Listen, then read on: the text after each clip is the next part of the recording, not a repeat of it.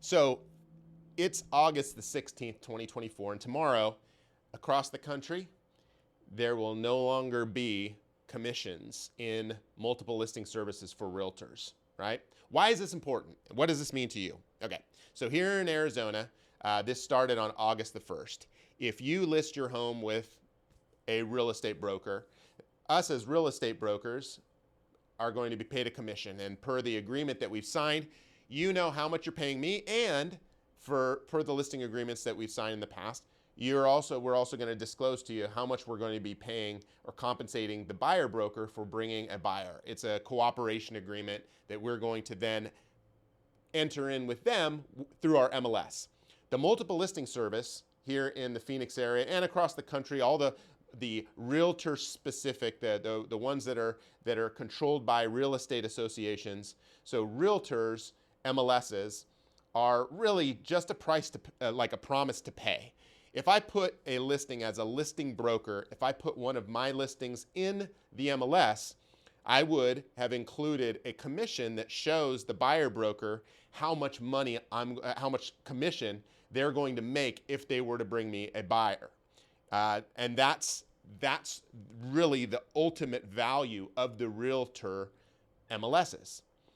You have other MLSs on the market, like, anywhere where there are multiple listings from different brokerages. It could be Zillow or Redfin or any of those other websites, ultimately are technically MLSs. So commissions can't be displayed there. They weren't in the past, but now they can't be displayed there either.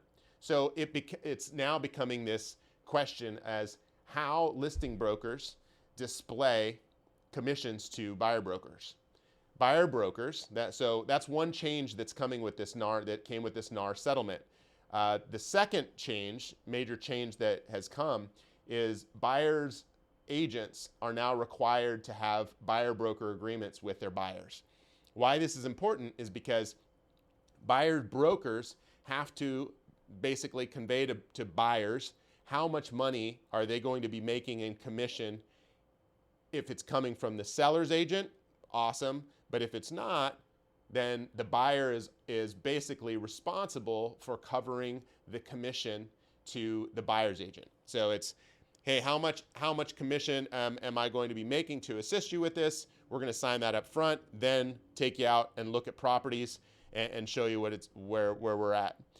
What this will do, a couple of things. So with these two changes, the MLS part without showing the commission, and again, like I mentioned, MLS, in my opinion, has always just been a promise to pay.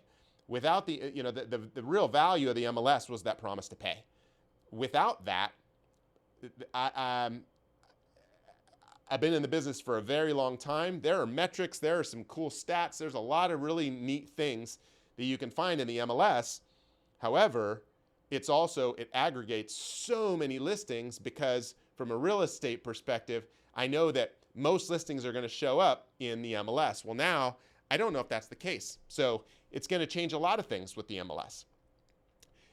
The other thing that it's going to change from the buyer standpoint, of course, is as a buyer's agent, having a buyer sign something up front really locks you into that relationship. And for some brokers like ourselves, that wasn't something that we'd had even our agents do in the past, and really it was somewhat encouraged.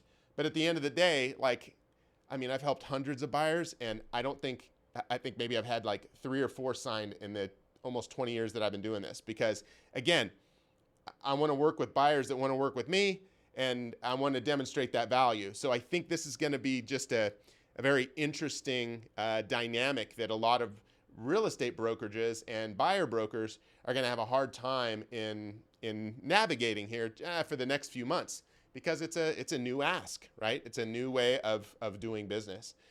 So those two things have changed. You've probably heard about this NAR settlement this way and that. Yes, it is going to be impactful here in the market. We're already seeing that. There's a little bit of a lull. You're seeing, people are expecting, I don't know if I want to say a mass exodus of realtors leaving the business, but I'm sure there will be quite a few. And things are going to hit this lull for a minute until we figure out how everything is going to work itself out. All the while, hey, it's business as usual over here at Capstone, keeping things moving. Listings are selling, listings are going on the market, buyers are getting helped, and of course, we're renting properties right now.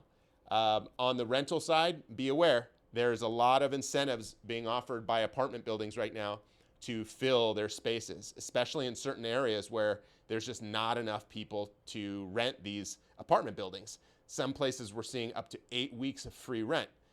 So keep in mind, again, they're apartment buildings. They don't really compete with us, but we're seeing a lot of things happening on that front that ultimately could affect the short-term returns that you'll see on your rents.